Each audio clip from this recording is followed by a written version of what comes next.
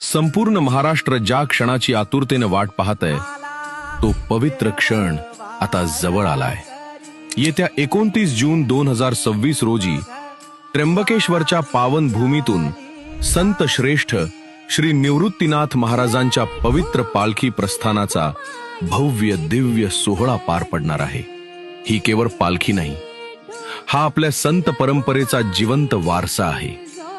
विठ्ठल नामाच्या गजरात पिढ्यानपिढ्या चालत आलेला एक अखंड प्रवास आहे।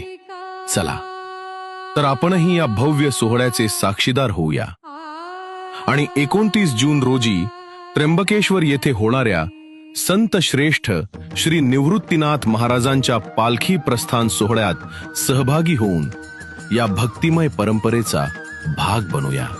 राम कृष्ण हरी।